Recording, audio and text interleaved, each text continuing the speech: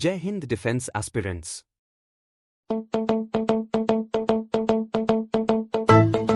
ये शुरुआत पहलगाम आतंकवादी हमले से हुई।